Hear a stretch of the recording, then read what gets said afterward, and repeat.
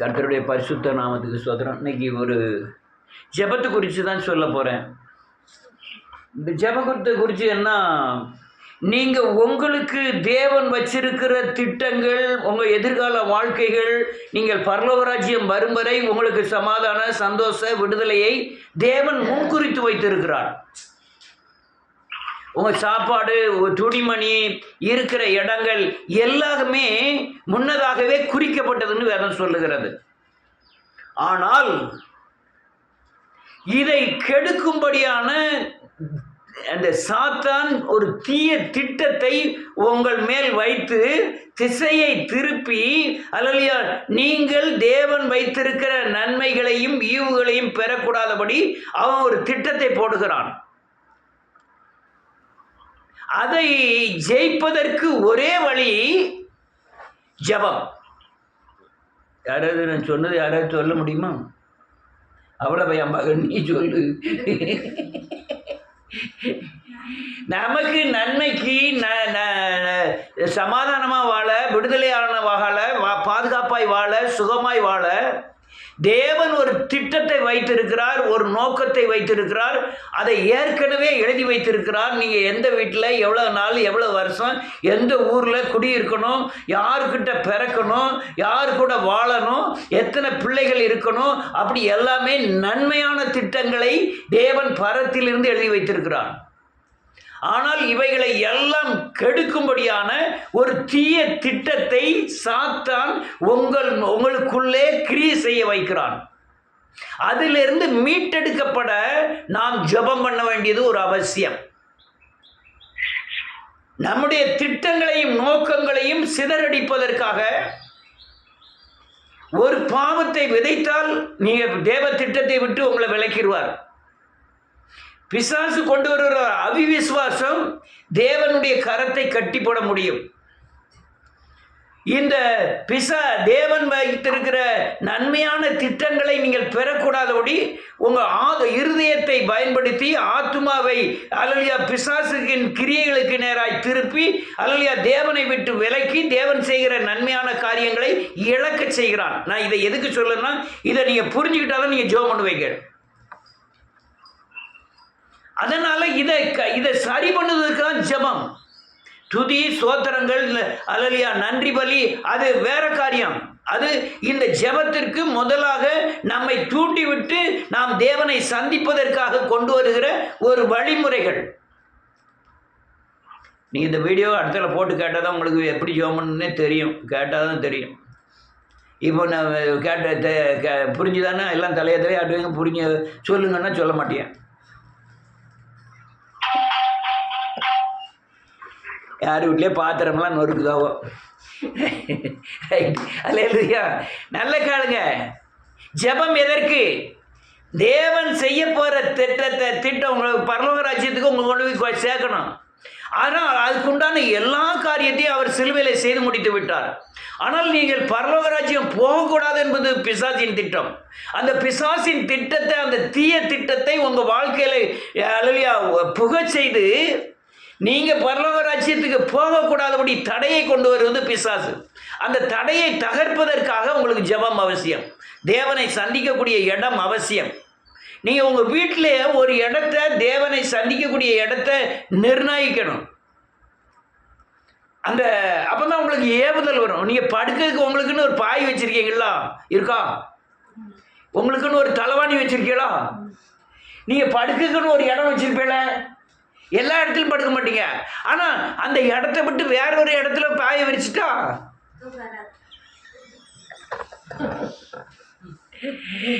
சாப்பிட்றதுக்குன்னு ஒரு தட்டு வச்சிருப்போம். எல்லா தட்டுலையும் சாப்பிட மாட்டோம். அந்த சாப்பிட்டா கூட ஒரு உருண்டை போவோம் உள்ள. அல்லேலூயா. அதே மாதிரி எல்லா காரியமுமே, நான் இனிப்பு கூட சேர்க்குறவங்க இருக்காங்க, குறைய சேர்க்குறவங்க இருக்காங்க, எரிப்பு, இப்படி பல பகுதியில் சாப்பாட்டுக்கே வச்சுருக்கோம், படுக்கிறதுக்கே வச்சுருக்கோம். இந்த உலகத்தில் வாழ்வதற்கு இன்னாட்டுலாம் பேசணும்லாம் திட்டம் வச்சுருக்கோம். ஆனால் தேவனை சந்திப்பதற்காக ஒரு இடம் வைக்கணும். நீங்கள் பதிவாக ஒரு இடத்துல நீங்கள் ஜெபம் பண்ணக்கூடிய தன்மையை கொண்டு வரணும். நீங்கள் இந்துஸ்லாம் பார்த்தீங்கன்னா அது பூசை அரணே தனியாக வச்சுருக்கோம். அந்த பூசாரியில் அவங்க வெளியே பூரா படங்கள் இருக்காது, அந்த சாமி படங்கள் இருக்காது. அந்த பூசாரியில் மட்டும் ஏகப்பட்ட படங்களை போட்டு அங்கே பத்தி சாம்பிராணி போக அலலியா எல்லாத்தையும் காட்டி அங்கே உள்ள அவன் அந்த கதவுக்குள்ளே போனாலே அவன் இருதயத்தை சரி பண்ணிக்கிட்டு தன் சரீரத்தையும் கூட குளிச்சு முழுகி அதுக்கப்புறம் அந்த ரூமுக்குள்ளே குளிக்காமல் போகக்கூடாது, நம்ம தீட்டா போகக்கூடாது, இப்படி பல சட்டத்திட்டங்களை வைத்து அந்த இடத்துல போய் ஜெபம் பண்ணுறான். அவன் ஓதுறான், ஏதோ பண்ணுறான். ஆனால் கிறிஸ்தவர்கள் மட்டும் எந்த நிலைமையும் ஜெபிக்கிறதும் இல்லை, ஆனால் ஜெப டயத்தை ஒதுக்குறதும் இல்லை, அந்த இடத்துல போய் முழங்கால் போடுறதும் இல்லை. நான் பெரிய முழங்கால் போடுறது இல்லை, ஆனால் உட்கார்ந்து தான் ஜெபம் பண்ணுவேன். சில நேரங்களுக்கு எனக்கு ஆவியில் வைராக்கியம் வந்துட்டுனா முழங்கால் போட்டு ஜெபம் பண்ணுவேன். எனக்கு ஒரு கட்டில் கொடுத்துருக்காங்க எங்கள் வீட்டில். அந்த கட்டிலில் மேலே பைபிள்லாம் வச்சுட்டு அது பைபிள் அதில் போய் உட்கார்ந்தா தான் எனக்கு ஜெபம் பண்ண மாதிரி வரும். அப்படி எனக்கு ஏதாவது இருக்க முடியலையா, ஒரு சேரை எடுத்து போட்டுக்கிட்டு காலை நீட்டிக்கிட்டு அந்த இதே மாதிரி நீங்கள் செஞ்சிடாதீங்க. எனக்கு வயசு 65, அதனால் நான் செய்தேன், நீங்கள் நெடுமணங்கள்ல தான் ஜெபம் பண்ணணும். அல்லேலூயா. அதனால் கொஞ்ச நேரம் கழித்து நான் கொஞ்சம் இருக்க இதாக இருந்ததுன்னா சேரை தூக்கி போட்டுக்கிட்டு காலை நீட்டி ஜெபம் பண்ணுறது உண்டு. எனக்கு அந்த இடத்துக்கு போவதுக்கு முந்தையே எனக்கு ஒரு ஏவுதல் வந்து போய் ஜெபம் பண்ணணும்னு நினைச்சு அந்த இடத்துல போய் ஜெபம் பண்ணணும்னா என் மனம் ஒருநிலைப்பட்டு வசனங்களை யூகம் பண்ணி வசனங்களை எனக்கு இருதயத்தில் கொண்டு வந்து வசனத்தை அறிக்கை செய்து அதுக்கப்புறம் நான் பாவ அறிக்கை செய்து ஜெபம் பண்ண ஆரம்பிப்பேன்.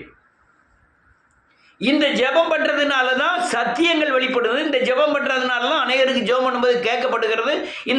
இந்த முறைமைகளை நீங்கள் ஏற்படுத்தி கொள்ள வேண்டும். உங்கள் வீட்டில் ஒரு ரொம்ப கேவலமாக இருக்கு. என்ன கேவலமாக இருக்குது? ஜெபமே பண்ணுறதில்ல. எப்படி தேவ திட்டத்தில் நீங்கள் இணைய முடியும்? தேவன் செய்ய நினைப்பது தடைபடாதுன்னு சொல்லிடலாம், அது தடைபடுமே. பிசாசு தடைப்படுத்துவானே. இந்து அல்லையா பூசை பண்ணலாம், அல்லாவை நோக்கி ஓதுறோம்.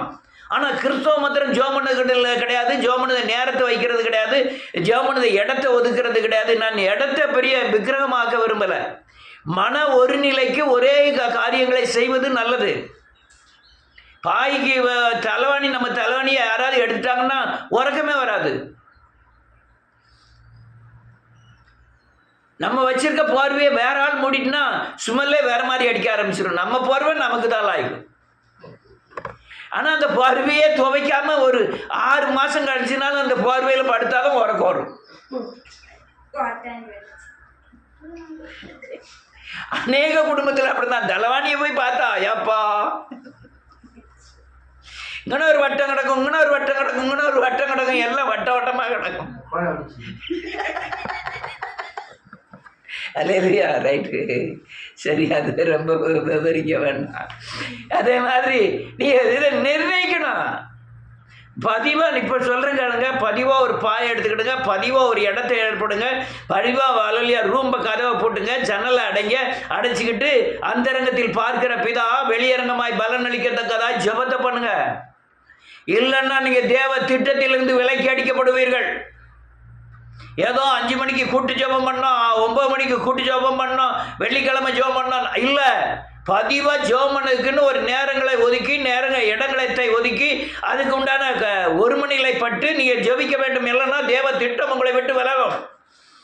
அவர் திட்டம், அவருடைய அழைப்பு மாறாதவைகள்னு வேற சொல்லுது. எப்போ மாறாதவைகள்? பிசாசுக்கு இடம் கொடாமல் இருக்கும்போது மாறாதவைகள், இல்லைன்னா எல்லாமே மாறி போகும். ஆதாமை கொண்டு செய்யக்கூடிய எல்லா தேவ திட்டமும் மாறிட்டு தேவனை சந்திக்க அவன் தடை பண்ணனான். அதனால நீங்க சந்திக்க ஆயத்தப்படுங்கள். அதிகாலையில் வந்து தேவ சமூகத்தில் வந்து நில்லு ஆண்டவர் சொன்னாரு. நீ உன் தேவனை சந்திக்க ஆயத்தப்படுன்னு ஆண்டவர் சொன்னாரு. இதெல்லாம் நீங்க செஞ்சாதான் உங்களுக்கு வைத்திருக்கிற நன்மையான எந்த ஈயமும் பூர்ணமான எந்த வரமும் ஜோதிகளின் பிதாவினிடத்திலிருந்து இறங்கி உங்க வீட்டை நிரப்பிடும். நான் இப்போ ஒரு ஆளுக்கு ஜெபம் பண்ணுறேன், ஆனால் அந்த ஆள் தேவனோடு கனெக்ஷன் இருந்தால் தான் நான் ஜெபம் பண்ணுறேன், ஜெபம் அவனுக்கு பாக்கியமாக வரும்.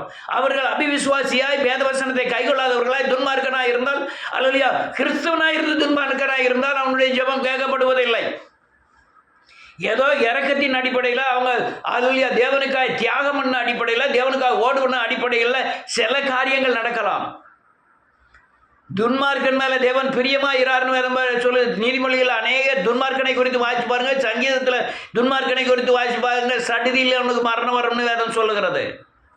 இதெல்லாம் புரிந்து கொள்ளுங்கள் நன்றியோடு. அதனால நீங்கள் நன்றியோடு கூட துதிக்கிறேன் இயேசுவின் நாமத்தினால. நிர்ணயிக்க வேண்டும், நேரத்தை நிர்ணயிக்கணும், காலங்களை நிர்ணயிக்கணும்.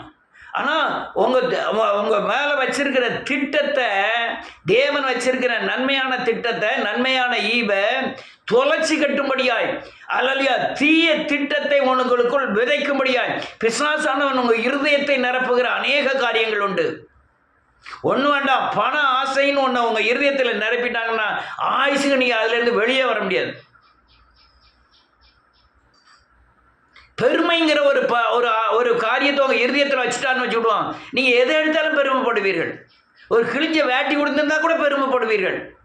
ஏதோ பழையது கூட கொஞ்சம் துவையல் வச்சு சாப்பிட்டா கூட பெருமைப்படுவீர்கள், நான் துவையை வச்சு சாப்பிடுதேன்னு சொல்லி. அந்த பெருமையின் ஆவி பயங்கர மோசமானது.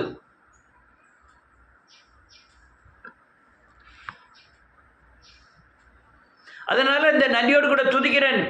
அதே மாதிரி இச்சை 80 வயசானாலும் 100 வயசானாலும் 90 வயசானாலும் இச்சை மனசில் இச்சித்தாலே அல்லது அவன் தேவத்திட்டத்தை இழந்து போவான்.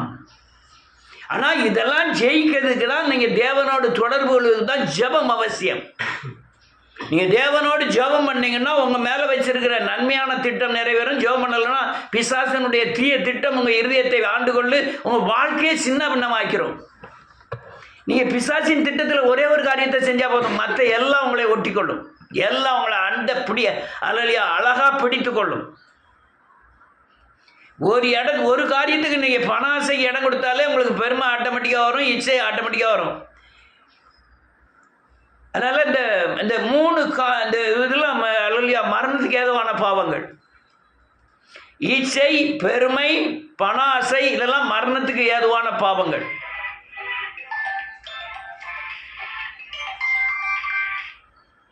அல்லேலூயா. உங்களை மேற்கொள்ளாதபடி, இந்த 3 காரியங்களும் உங்களை மேற்கொள்ளாதபடி எச்சரிக்கையாக இருக்கணும். அதுக்கு ஜெபம் அவசியம். இந்த பூமியில் ஒன்றும் இல்லாமல் சமாதானமாய் வாழறதுக்கு ஜெபம் அவசியம். தீய திட்டத்தை விதைக்கிறதுக்கே உங்கள் வலது பக்கத்தில் உங்கள் பக்கத்தில் நிற்காம பாருங்க.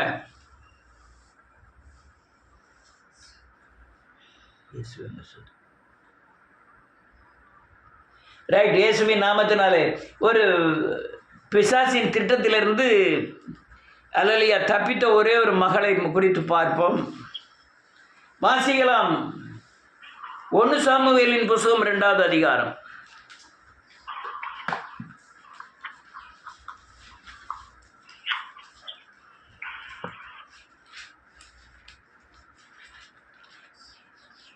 வாசிக்கலாம் 1.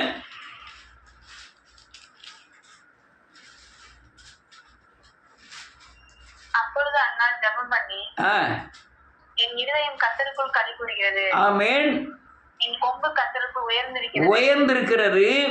கன்னிகைகளின் மேல் என் வாய் திறந்திருக்கிறது. உம்முடைய ரட்சிப்பினாலே சந்தோஷப்படுகிறேன். இவன் முதல்ல ஜெபம் பண்ணி 1வது அதிகாரத்தில் ஜெபம் பண்ணி சாமுவேலை பெற்றெடுத்த பிறகு அதிகாரத்துக்கு முன்பாக ஜெபம் பண்ணதுக்கு முன்பாக என்ன நடக்குது, எப்படி ஜெயித்தங்கிறத இவன் சொல்றான்.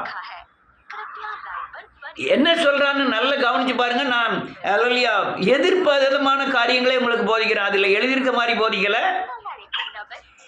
இந்த 1 சாமுவேல்ல அவன் அவமானப்பட்டால், அல்லையா சக்களத்தியால் அவமானப்பட்டால், ஊரில் அவமானப்பட்டால், பிள்ளை இல்லாது இருந்தது, அல்லையா தனிப்பட்ட முறையில் தேவனை மனுஷனை புருஷனுக்கு கனம் கொடுத்தால், தேவனை அதிகமாய் சேவித்தால், அல்லையா ஆசாரியனுக்கு வெளிப்படுத்தாத காரியத்தை அன்னாளுக்கு தேவன் வெளிப்படுத்தினார்.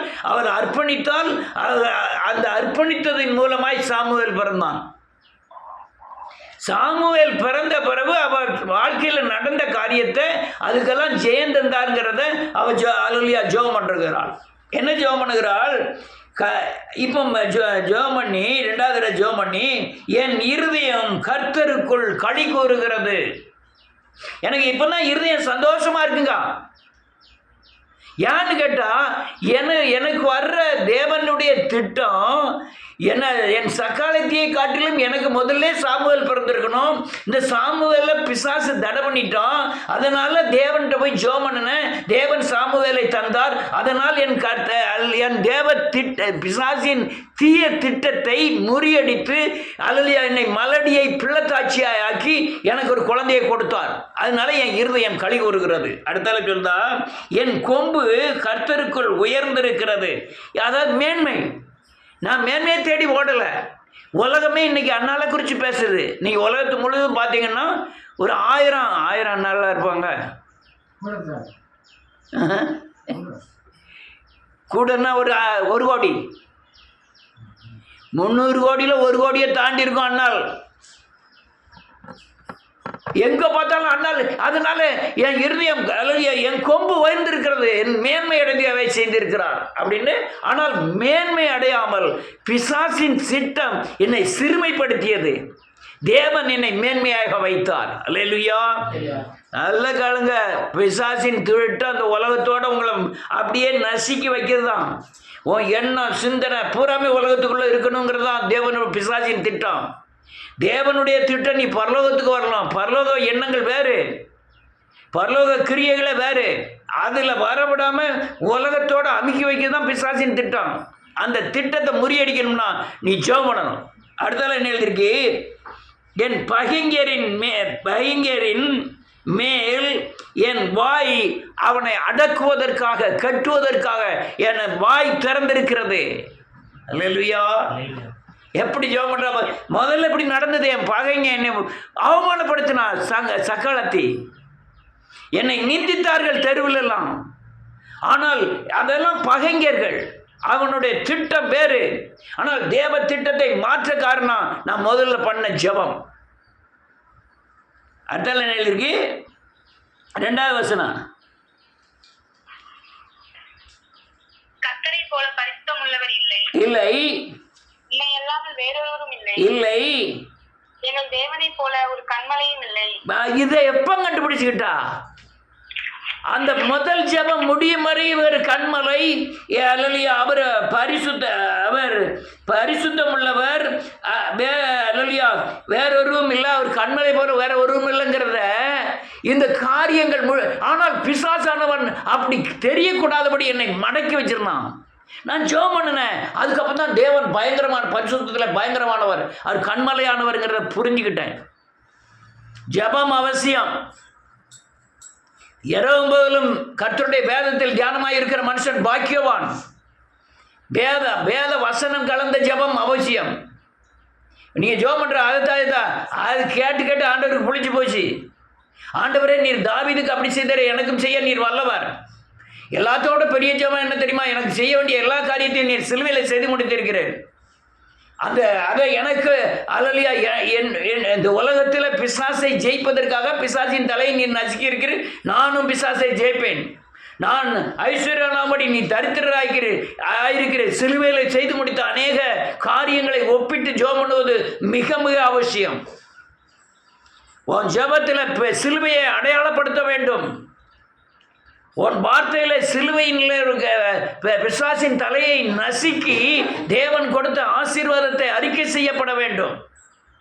முதலாவது நீ பரிசுத்தவாங்க. தானியேல் அப்படி தான் ஜெபம் பண்ணான். பாவ அறிக்கை செய்தால் ஜெபம் பண்ணுவான். தானியேல் எப்போ ஜெபம் பண்ணாலும். அதனால் பாவ அறிக்கை செய்து அல்லலியா தேவனுக்கு நன்றி சொல்லி அதுக்கப்புறம் துதித்து அதுக்கப்புறம் அநேகர் மனங்கால் போட்டோடனே கடை ஆண்டவர் அதைத்தானு இருத்தாரு உடனே சட்டுன்னு கதை அடைச்சிருவார் ஆண்டவர். இவனுக்கு வேற சுவாலியே இல்லை. விடியகாலம் சாயங்காலம் சொத்தத்தா கரியத்தா புளியத்தா அப்படின்னு தான் காட்டிக்கிட்டு இருக்காங்க. இவன் ஜெபமே காக்கப்படான்னு கதை அடைச்சிடுவார். முதல்ல ஜெபம் பண்ண போனோடனே நீங்களுக்கும் உங்களுக்கும் தேவனையும் அண்டக்கூடாதபடி ஒரு பெரிய தடைச்சுவர் இருக்கிறதுன்னு வேதம் சொல்லுது. அக்கிரம சுவர்கள் அதை அந்த தகர்க்கும்படியாய் இயேசுவின் இரத்தத்தினாலே, இரத்தம்னா பலி, எனக்காய் பலியானீர்னு என்று சொல்லி நீங்கள் உங்கள் அக்கிரமங்களையும் பாவங்களையும் மீறுதல்களையும் அறிக்கை செய்யப்பட வேண்டும். அப்போ தான் அந்த சுவர் தகர்க்கப்பட்டு உங்களுக்கும் தேவனுக்கும் தொடர்பு இருக்கும். அதுக்கப்புறம் தொடர்பு வந்த பிறகு தேவனை குறித்து அல்லேலூயா அநேக நன்மைகளை செய்ததை உணர்ந்து நன்றி சொல்லணும். அவர் செய்த சகல உபகாரங்களையும் மறவாதே. மறவாம எல்லாத்துக்கும் நன்றி சொல்லணும். நன்றி சொல்லி இதெல்லாம் நீங்கள் தேவனோடு தொடர்பு உண்டாக்குற ஒரு வழி. இதெல்லாம் செய்யாமல் நீங்கள் போய் ஆண்டவரே அதை தாரு, வைத்தவலை குணமாகும், அல்லலியா எனக்கு சொத்து தாரு, சுகந்தா, அதெல்லாம் கிடைக்காது. இது வழிமுறைகள். உடனே பாவரிக்கை செய்யணும், இல்லை நன்றி சொல்லணும். பாவரிக்கை செய்து நன்றி சொல்லணும். அதுக்கப்புறம் ஒரு 1/4 மணி நேரமாக துதிக்க ஆரம்பிக்கணும். நீங்கள் எவ்வளவு தூரம் உங்கள் ஆவிக்குரிய பலன் இருக்கிறதோ, உங்கள் கிறிஸ்துவ ஜீவியத்தில் எவ்வளோ தூரம் ஆவிக்குரிய பலன் இருக்கிறதோ அவ்வளோ தூரம் உங்கள் இருதயத்திலிருந்து தேவனை மகிமைப்படுத்தக்கூடிய வார்த்தை வந்துக்கிட்டே இருக்கணும். இல்லை வார்த்தையே வராது. இல்லை வெறும் ஜோதரம் ஜோதரம் ஜோதரம் ஜோதரம் ஜோதரம்னு வரும். ஆனால் ஆவியானவர் அப்போதான் உங்கள் நாவில் உங்களை தேவனை துதிக்கும்படியாய் அவர் அநேக வார்த்தைகளை கொடுத்து துதிக்க வைப்பார். பாவரிக்கை செய்து நன்றி சொல்லி அதுக்கப்புறம் துதிக்க ஆரம்பிக்கும் பொழுது தான் நீ அபிஷேகத்தின் முழு நிறைவுக்கும், விசுவாசத்தின் முழு பலத்துக்கும், பரிசுத்தத்தின் முழு பலத்துக்கும் வருவீர்கள். அதுக்கப்புறம் தான் ஜெபிக்க ஆரம்பிக்கிறோம். இப்போ இவ ஜெபம் பண்ணது அந்த காரியத்தில் தான். இப்போ அண்ணால் ஜெபம் பண்ணுறது நாவு எப்படி அசைஞ்சு மனம் கசந்து அழுது ஜெபம் பண்ணாலும் இப்போ நாவை தேவன்கிட்ட கொடுத்துட்டு ஜெபம் பண்ணுறான். சில நேரங்களில் அல்லேலூயா என்ன வார்த்தை இருதயத்தில் நம்ம அறியாத அநேக வார்த்தைகளினாலே தேவனை மகிமைப்படுத்துவோம். தேவனை ஜெபம் பண்ணணும். ஜெபம் பண்ணாமல் நீங்கள் பைபிள் தூக்கிட்டு சர்ச்சுக்கு போகிறதுல ஒரு பிரயோஜனம் கிடையாது. சர்ச்சுக்கு போகணும்னா நீங்கள் ஜெபம் பண்ணாமல் சர்ச்சுக்கு போனீங்கன்னா வேஸ்ட்டு. நீங்கள் எதையா விசுவாசம் இல்லாமல் தேவனிடத்தில் எதையாவது பெற்றுக்கொள்ளலாம் என்று நினைக்காது இருப்பாயாக. மலையில் பார்த்து சமுத்திரத்தில் போய் விழு என்று சொன்னால் அது அப்படியே ஆகும். அநீதி உள்ள நியாயாதிபதி நீதி செய்யும் போது நீதி உள்ள நியாயாதிபதி நீதி செய்யாமல் இருப்பாரோ? கண்டிப்பாக நீதி செய்வார். நீங்கள் உங்கள்கிட்ட அநீதியை வச்சுக்கிட்டு, பொறாமையை வச்சுக்கிட்டு, இச்சையை வச்சுக்கிட்டு பொருளை நீங்கள் ஜெபத்துக்கே போக முடியாத, நீங்கள் முழங்காலே போட முடியாது. இதெல்லாம் இருந்ததுன்னா உங்கள்கிட்ட பண ஆசை இருந்தாலே நீங்கள் முழங்கால் போட முடியாது. பண தேவை, உலக தேவையெல்லாம் தேவன் தருவார்னு விசுவாசம் இருந்தால் தான் நீங்கள் தேவன்கிட்ட போய் சொல்லுவீங்க எனக்கு வேணும்னு. பண ஆசை தன் திறமையை கொண்டு போய் சம்பாத்தியம் பண்ணலாம்னு நினைக்கக்கூடியது. ஆனால் விசுவாசம் தேவனை சார்ந்து தேவன் தருவார்னு விசுவாசி தேவன்கிட்ட போய் அப்போ தான் நீங்கள் ஜெபிக்கவே முடியும். அது மாதிரி இச்சை இருந்தாலும் நீங்கள் ஜெபிக்க முடியாது. பெருமை இருந்தால் தேவனை மதிக்கவே மாட்டீங்க. அதனால் நீங்கள் ஜெபம் பண்ணும்போது இந்த பாவ அறிக்கை, நன்றி சொல்லுதல், அதுக்கப்புறம் துதி, அதுக்கப்புறம் அல்லேலூயா இன்னும் அநேக காரியங்கள் இருக்குது. அதுக்கப்புறம் நீங்கள் ஜெபிக்க ஆரம்பிக்கலாம். இன்னும் அநேக காரியங்கள் இருக்குது. அல்லேலூயா உங்களை தீமை செய்வர்களுக்கு, உங்களை அல்லேலூயா அவமானப்படுத்துறதுக்கு, அவங்களை ஆசீர்வதித்து ஜெபம் பண்ணணும். அதெல்லாம் ஜெபம் பண்ணணும். நான் திருப்பி சொல்கிறேன், நீங்கள் ஜெபம் பண்ணாமல் தேவன்கிட்ட ஒன்றுமே பெற்றுவிட முடியாது. நான் ஒரு பாஸ்டர் காலை பையாவுக்கு ஒரு 5000 ரூபாய் அனுப்பிட்டு எனக்காக ஜெபம் பண்ணிக்கிடுங்கன்ட்டு நாங்கள் ஒரு 500 பேர் அனுப்புகிறோம். அவர் யாருக்கு ஜெபம் பண்ணுவார்? அவருக்கே அவர் ஜெபம் பண்ண மாட்டார். 500 காகிதம் போகுது. 500 பேரும் 500 பிரச்சனையை எழுதுவாங்க. இவர் எந்த பிரச்சனைக்கு ஜெபம் பண்ணுவார்? ஒரு பெரிய ஊழியர் சொன்னார், நான் அப்படியே காலம் ஒவ்வொரு நாளும் எனக்கு 5 சாக்கு முட நிறைய அல்லேலூயா ஜெப குறிப்பு வருது அப்படின்னாரு. 5 சாக்கு நிறைய ஜெப குறிப்பை அவர் என்ன செய்வார்? அப்படி தொட்டு ஜெபம் பண்ணார். ஆண்டவரே இந்த ஜெப குறிப்பில் என்ன இருக்குன்னு தெரியாது. அது எதுக்குயா? அண்ணா ஜெபம் கட்ட அவர் ஜெபம் கேட்கப்பட்டுரும். நான் முழங்கால் போட்டு ஆண்டவரே எனக்கு தாருன்னு சொல்லு ஜெபம் கேட்கப்படாதா? அவர் என்ன 10 கையோட போய் இருந்திருக்காரு? என்ன அவருக்கு மட்டும் இது செய்வார், நமக்கு செய்ய மாட்டாரா? எங்க பலவீனம், எங்க குறைவு, எங்க தகுதி இல்லையா அங்கதானே ஆண்டவர் கிரியை செய்யறாரு. எனக்கு தகுதி இல்லை, ஆண்டவர் எனக்கு கிரியை செய்தாரு. இதெல்லாம் பெரிய அயோக்கியத்தனம். அப்படி மூடையில கை வச்சு அப்படியே பெரிய ஊழியர்னு சொல்லிட்டேன்னு நினைக்க, ஊழியம் பூரா சொல்ல மாட்டேன். அனே ஏமாத்துக்காரன் அநேகர் இப்படிலாம் ஜெபம் பண்ண கற்றுக் கொடுங்க. நான் இப்போ சொல்றது கற்றுக் கொடுங்க. நான் ஒவ்வொரு வீட்டில் போய் ஜெபம் பண்ணிக்கிட்டு முடியாது. ஆனால் கற்றுக் கொடுத்தா அவங்களே தேவனை சந்திச்சுட்டு போகிறாங்க. நான் இப்படி சந்திக்க இப்படி சொல்லி கொடுத்தோம்னா நீங்கள் எனக்கு பணம் தர மாட்டீங்க. அதானே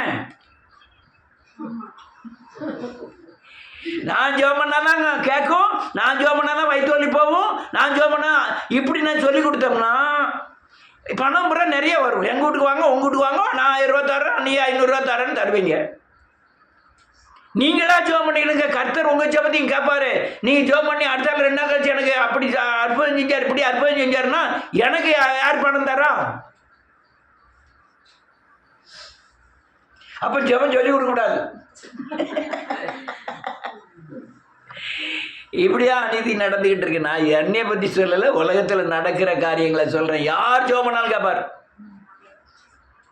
அவன் யோனா சொல்கிறான், நான் தண்ணீர் கீழே படுக்க போட்டேன், மீனின் வயிற்றிலிருந்து கூப்பிட்டேன், என் தேவன் என் சத்தத்தை கேட்டார்.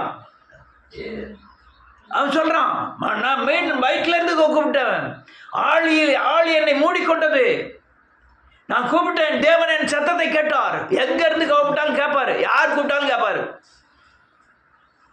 இதெல்லாம் சுத்தமாக அயோக்கியத்தனம். நான் ஜெபம் பண்ணால் தான் கேட்பாங்கிறதெல்லாம். அதனால உங்கள் மேலே இருக்கிற தேவ திட்டத்தை அல்லேலூயா கெடுக்கும்படியான தீய திட்டத்தை பிசாசே உங்கள் இருதயத்திலே விதைத்து அது உங்களுக்குள் நடவேறக்கூடாதபடி நடப்பில் கொண்டு வந்து தேவனை மறக்க செய்து அதை செய்கிற காரியத்தை நீங்கள் ஜெபம் பண்ணால் தான் அதுலேருந்து விடுதலை அடைய முடியும். அதே மாதிரி எழுப்புதல் ஜெபம் கொஞ்சம் வித்தியாசமானது. இப்போ நானும் சொல்கிறது உண்டு, நான் ஜெபம் பண்ணால் அநேக காரியங்கள் நடந்தது உண்டுன்னு சொல்கிறது உண்டு. அது அர்ப்பணிப்பு தேவை, இழப்பு தேவை, பிரயாசங்கள் தேவை, ஓட்டங்கள் தேவை. பாளையங்கோட்டையில் எழுப்புதல் வரப்போதுன்னு சொல்லிட்டு இருக்கேன். எழுப்புதலுக்கு உண்டான ஆதாரங்கள் ஒரு சில காரியங்கள் அங்கங்கே விடுதலை அடையதான் செய்கிறாங்க. ஆனால் அது கிரகிக்கக்கூடாதான் இருக்குது. பெரிய பெரிய விடுதலையெல்லாம் நடக்க தான் செய்யுது. காரணம் என்ன தெரியுமா? அர்ப்பணிப்பு, ஓட்டம், பிரயாசத்தின் பலனை தருவார். ஒருத்தன் அவங்க வீட்டில் வேலை செஞ்சால் சூரிய அஸ்தமிக்கு முந்தி அவனை கூலியை வச்சிருக்காத கொடுத்துருன்னு சொன்னவர். நம்ம கூலியை வச்சிருப்பாரா? அவர் கண்டிப்பாக திரும்ப தந்துடுவார். அதனால் ஜெபம் அப்படி பண்ணணும். ஆனால் எழுப்புதலின் ஜெபத்தை சொல்கிறேன் பாருங்க. நான் அதுக்கு கீழெல்லாம் நிறைய வாசிக்கணும், இப்போ நேரம் இல்லை. எழுப்புதலின் ஜெபத்தை பார்ப்போம். 2 நாளாகமத்தின் புஸ்தகம் 7வது அதிகாரம்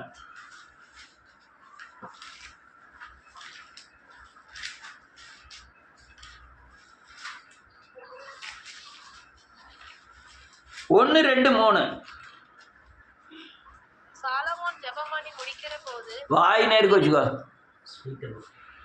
சாலமோன் ஜெபம் பண்ணி முடிக்கிற போது அக்கினி வானத்திலிருந்து இறங்கி சர்வாங்க தகன பலியையும் ஆமென் மற்ற பலிகளையும் பட்சித்தது. கர்த்தருடைய மகிமையும் ஆலயத்தை நிரப்பிற்று. வேதம் என்ன சொல்லுது பாருங்க. இதை நான் ரொம்ப நான் முடிக்க போறதுனால சில காரியங்களை கவனமாக கவனிக்கணும். இது நான் முதல்ல சொன்னது அல்லேலூயா கிறிஸ்தவர்களுடைய. ஆனால் எழுப்புதல் மூலமாய் ஜெபிக்கக்கூடியது. நீங்கள் ஜெபம் பண்ணும்போது, பாவரிக்கை செய்து ஜெபம் பண்ணும்போது, அல்லேலூயா நன்றி சொல்லி ஜெபம் பண்ணும்போது, தேவனை துதித்து ஜெபம் பண்ணும்போது, ஜெபத்தை தேவைகளை சொல்வதற்கு முன்பாக உங்கள் மேலே அக்கினி இறங்கணும். உங்கள் நாவை அந்த அக்கினி ஆகிய கிறிஸ்துவின் இடத்துல ஒப்பு கொடுக்க வேணும். நல்ல காலுங்க. முடிக்கக்கூடிய நேரங்களில் கொஞ்சம் சத்தியத்தை கவனமாக கேட்கணும். நீங்கள் சிலுவையை பார்த்து உங்கள் பாவங்களை அறிக்கை செய்து, உங்கள் அக்கிரமங்களை அறிக்கை செய்து, மீறுகளை அறிக்கை செய்யும்போது உங்களை நிரப்புகிறவர் ஆவியானவர். யாருனாலும் யார் செஞ்சாலும் அவங்கள ஆவியானவர் நிரப்பிடுவார். நிரப்புதன்னா துள்ளி குதிக்கிறதல்ல, இருதயத்தை நிரப்புவார். நிரப்பி வரும்பொழுது அவர் செய்த நன்மைகளை நன்றி சொல்வது, அதுக்கப்புறம் அல்லேலூயா தேவனை துதிப்பது, அப்படி பண்ணிக்கிட்டு இருக்கும்போது நான் முதல்ல சொன்னது ஆவியானவர். திரும்ப சொல்றது, திரித்துவ தேவனில் ஒருவராகிய கிறிஸ்து உங்கள் மேலே உங்களை ஆளுகை செய்ய ஆரம்பிப்பார். ஆளுகை செய்யும் போது நீங்கள் இருக்க இடம் மறந்துடுவீங்க, உங்கள் தேவைகளை மறந்துடுவீங்க. நீங்கள் கேட்கறது பூரா உங்கள் தேவனை எதுக்காக அழைத்திருக்கிறாரோ அந்த தேவ திட்டத்திற்கான வார்த்தைகள் உங்கள் வாயிலிருந்து, ஆழத்திலிருந்து உங்களுக்கு வெளியே புறப்பட ஆரம்பிக்கும். நான் ஜெபம் பண்ணுறது அப்படிதான். அதுக்கு பேர் தான் அக்கினி. திரித்துவ தேவனில் ஒருவர் இறங்குறாரா, அவர் பேர் தான் அக்கினி. இயேசு அக்கினியா இருக்கிறார், வார்த்தை அக்கினியா இருக்கிறது, கிறிஸ்து அக்கினியா இருக்கிறார், கிறிஸ்துவின் சத்தியம் அக்கினியா இருக்கிறது. இந்த அக்கினி இறங்கின உடனே வேதம் சொல்லுது, அல்லேலூயா, அக்கினி வானத்தில் இருந்து இறங்கி சர்வங்க தகன பலியையும் மற்ற பலிகளையும் பட்சித்தது. எந்த சர்வங்க தகன பலி? நாம் பலிபீடமாகிய சிலுவை மேல என் பாவம் செய்த என் சரீரத்தின் அவயவங்களின் கிரியைகளுக்குண்டான கிரியைகளை நான் அறிக்கை செய்தத பட்சித்திரும், அது இல்லாம பண்ணிடும், சுட்டரிச்சிரும். அந்த தகன பலி, நான் இயேசுவோடு சிலுவையில் அறையப்படுகிறேனே அந்த தகன பலி, பழைய மனுஷனை கொல்லுகிறேனே அந்த தகன பலி. இதுதான் ஜெபத்தின் மைய கருத்தே. தான் நான் இப்ப சொல்றது மைய கருத்தே அதுதான். இப்ப அநேகர் பண்ற ஜெபம்லாம் ஜெபமே கிடையாது, அவங்களுக்கு தேவனுக்குமே சம்பந்தம் இல்லை. ஆனா இந்த காரியங்கள்ல மட்டும்தான் நீங்க உங்க வாயை உங்க நாவை பயன்படுத்தாம கிறிஸ்துவின் ஆவியானவர் நாவை பயன்படுத்தி பரமபிதாவாகிய கர்த்தராகிய இயேசு கிறிஸ்துவை நோக்கி உங்க சரீரத்தை மறக்க செய்து உங்க ஆவியில நீங்கள் தேவனை நோக்கி மகிமைப்படுத்தி ஜெபம் பண்ண ஆரம்பிப்பீர்கள். அப்படிதான் சாலமோன் பண்ணினான். அக்கினி நிரப்பியது தகன பலி. இந்த தகன பலி எழுதியிருக்கிறது பழைய ஏற்பாடு தகன பலி. நான் இப்ப சொல்ற காரியங்கள் புதிய ஏற்பாடு அக்கினி, புதிய ஏற்பாடு தகன பலி. அடுத்தால என்ன எழுதியிருக்கு? பட்சித்தது கர்த்தருடைய மகிமை ஆலயத்தை பூரா நிரப்பிற்று. கட்டடமாகிய ஆலயம் அல்ல, வேதம் சொல்லுது நீங்க தான் அந்த ஆலயம் என்று. அந்த ஆலயத்தை தேவ மகிமையின் பிரசன்னம் உங்களை நிரப்பிவிடும். நீங்க தான் நிரம்பினீங்கன்னா நல்லது, அல்லது எவ்வளவு தூரம் நிரம்புகிறீங்களோ அதுதான் உங்களுடைய பாக்கியம். அடுத்து நிரம்பிட்டு அடுத்த 2வது வசனம் யாரா வாசிங்க. கர்த்தருடைய மகிமை ஆலயத்தை நிரப்பினதினால் ஆமென். ஆசாரியர்கள் கர்த்தருடைய ஆலயத்துக்குள் பிரவேசிக்க கூடாது. நல்லா புரிஞ்சுக்கிடுங்க. இந்த கர்த்தருடைய மகிமை நிரப்பினா இந்த ஆசாரியர்களின் தன்மை உங்களை விட்டு போயிடும். நீங்க தேவனுடைய பிள்ளையாய் மாறுவீர்கள். நான் ஆசாரியத்துவத்துக்கும் ராஜரீகத்துக்கும் தான் அழைக்கப்பட்டிருக்கிறேன். இந்த ஆசாரியத்தை நான் ஆசாரியனாகவும் அல்லையா ராஜாக்களும் அழைக்கப்பட்டிருக்கேன், ராஜரீகம் பண்ணும்படியாக அழைக்கப்பட்டிருக்கேன் பேதுரு சொல்லுகிறார். அதெல்லாம் கடந்து போயிட்டு நான் பிள்ளைங்கிற உரிமைக்கு வந்துடுவேன் இயேசுவின் நாமத்தினால. இந்த பிள்ளையின் தன்மை எனக்குள்ள எப்போ ஜெபம் பண்ணும்போது, நான் இன்னும் எழுப்புதல்ல அநேக ஆத்மாக்களை இந்த தகன பலிபீடத்தில் வச்சு பாவத்தை சுட்டரிச்சு தகன அல்லையா சரியான பலிகளை நாம் செலுத்தும் போது இந்த காரியம் ஆட்டோமேட்டிக்காக எல்லாருக்குள்ளே நிறைவேற ஆரம்பிக்கும். இதே காரியம் தாவீது ஜெபம் பண்ணும்போது வந்தது, இதே காரியம் அல்லையா மோசே ஜெபம் பண்ணும்போது வெளிப்பட்டது. அடுத்த நிலையில் இருக்கு 3வது வசனம். அக்கினி இறங்குகிறதையும் கர்த்தருடைய மகிமை ஆலயத்தின் மேல் தங்கி இருக்கிறதையும் ஆமென் இஸ்ரவேல் புத்திரர் எல்லோரும் கண்டபோது ஆமென் தலவரிசை மட்டும் தரையிலே முகங்குப்புற குனிந்து கர்த்தர் நல்லவர், அவருடைய கிருபை என்றும் உள்ளது என்று சொல்லி. இதுதான் எழுப்புதல், இதுதான் எழுப்புதல். எல்லாரும் மகிமையை காண்பார்கள். ஆனா ஜெபத்துல கரையம் கட்டுது யாரு? எல்லாரும் அந்த வியாதி குணமானது, இந்த வியாதி குணமானது, அது மகிமையின் வெளிப்பாடுகள். நான் அபிஷேகத்தில் நிறைஞ்சேன், சாபத்திலிருந்து விடுதலை ஆனேன், நான் மரணத்திலிருந்து விடுதலை ஆனேன். இது மகிமையின் வெளிப்பாடு. மகிமையின் வெளிப்பட்டதுனால உண்டு. ஆனால் கரையங்கட்டன எழுப்புதல் உள்ள ஆட்கள் தேவ சமூகத்தில் இது அக்னியை கொண்டு வரணும் இயேசுவின் நாமத்தினால. ஜபம் ரொம்ப அவசியம். உங்க மேல இருக்கிற அழைப்பு மாறாதவைகள். எல்லாரும் அழைக்கப்பட்டிருக்கிறோம். ராஜாக்களாக ஆசாரியர்களை மட்டுமல்ல, தேவனுடைய பண்ணையில் ஏகப்பட்ட வேலைகள் இருக்கு. வேலைக்காரனா திராட்சை தோட்டத்தில் வேலை பார்க்க எல்லாரையும் அழைக்கப்பட்டிருக்கிறோம். எல்லாரும் தேவனுடைய காரியத்தை செய்தாக. ஆனால் நீங்கள் உங்கள் ஜெபம் அவசியம். உங்களுடைய நோக்கங்கள், தேவன் உங்கள் மேலே வச்சிருக்க நோக்கம், உங்கள் மேலே வச்சிருக்க திட்டங்கள்லாம் ரொம்ப பெரிதானவைகள். அதை அறிந்து புரிந்து அதை நோக்கி ஓடணும். ஐயா ஊழியக்காரன் மாத்திரம்தான் இல்லையா, ஊழியக்காரன் மாத்திரம்தான் ஊழியம் செய்யணும், எல்லாரும் ஊழியம் செய்யக்கூடாதுன்னு இல்லை, எல்லாரும் ஊழியம் செய்யணும். என்னாலலாம் அவ்வளவும் சந்திக்க முடியாது. அப்படி பைபிளில் எழுதவே இல்லை. அதனால் அந்த மகிமையை கண்ட உடனே எல்லாரும் தலைகுப்புற விழுந்து முகங்குப்புற விழுந்து கர்த்தரே தேவன், கர்த்தரே தேவன், கர்த்தர் நல்லவர், அவருடைய கிருபை என்று உள்ளதுன்னு தேவனை புகழ்ந்தார்கள். அதுக்கப்புறம் பாருங்க 14வது வசனம். வேற யாராவது வாசிங்க 14வது வசனம். 13, 14. 12 வாசிக்கலாம். யாராவது வாசிக்கலாம்? செல்ல யாராவது வாசிக்கலாம்? 12 என்னாச்சு? ஏமா நேராயிட்டு மூடி வச்சோ. கர்த்தர் இரவிலே சாலமோனுக்கு தரிசனமாகி, நான் உன் விண்ணப்பத்தை கேட்டு இந்த ஸ்தலத்தை எனக்கு பலியிடும் ஆலயமாக தெரிந்து கொண்டேன். நல்ல கேளுங்க. எந்த ஆலயத்தை? திரும்பவும் சொல்றேன், எருசலேமில் கட்டப்பட்ட தேவாலயத்துக்கும் இப்போதுக்கும் சம்மந்தம் இல்லை. நம்ம ஆலயத்தை குறித்து தான் எருசலேம் தேவாலயத்தை அதில் அடையாளமாய் வைத்தார். அதை திஷ்டாந்தரமாய் வைத்து நம்ம தான் ஆலயம். அடுத்தல என்ன இருக்கு? 13வது வசனம். நான் மழை இல்லாதபடிக்கு வானத்தை அடைத்து, ஆமென், அல்லது தேசத்தை அழிக்க வெட்டுக்கிளிகளுக்கு கட்டளையிட்டு, ஆமென், அல்லது என் ஜனத்திற்குள் கொள்ளை நோயை அனுப்பும் போது, இந்த வெட்டுக்கிளி கொள்ளை நோய் பஞ்சம் வரும்போது, கொரோனா வரும்போது, பஞ்சம் வரும்போது, அடுத்தால 14வது வசனம். நாமம் தரிக்கப்பட்ட என் ஜனங்கள். இதுதான் முக்கியம். ஒரு நிமிஷம். என் நாமம் தரிவிக்கப்பட்ட ஜனங்கள். எந்த நாமம்? இயேசுவின் நாமம் தரிக்கப்பட்ட ஜனங்கள். நம்ம அல்லேலூயா கிறிஸ்துவை தெரிந்து கொள்ளலாம். இயேசுவின் நாமத்தை எப்படி? கர்த்தராகிய இயேசு கிறிஸ்துவை முழுமையா நம்பி கிரியை செய்கிறவர்களே இயேசுவின் நாமம் தரிவிக்கப்பட்டவர்கள். நீ கிறிஸ்துவை பூரணப்பட்டு நீ அதில் அல்லேலூயா அக்கினினாலே அல்லேலூயா நிரப்பப்படுறதுக்கு உங்கள் இடத்தை மறந்து உங்கள் நிலையை மறந்து ஜெபம் பண்ணக்கூடிய நிலைமைக்கு வரணும். உங்கள் நாவை தேவன்கிட்ட கொடுக்கணும். அவர் உங்கள் நாவிலிருந்து பேசணும். அதெல்லாம் வந்த பிறகு கர்த்தராகிய இயேசு கிறிஸ்துவை சந்திப்பீர்கள். அப்போ தான் உங்களுக்கு நாமம் தரிப்பிக்கப்பட்ட ஜனமாய் நாம் மாறுவோம். அடுத்தல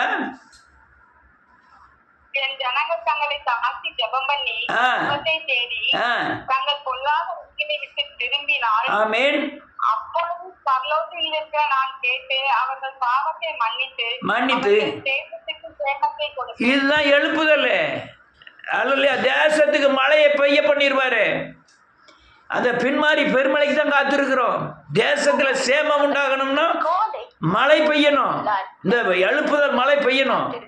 அதுக்கு நீங்க எல்லாருமே தகுதியாகணும். கர்த்தர் உங்களை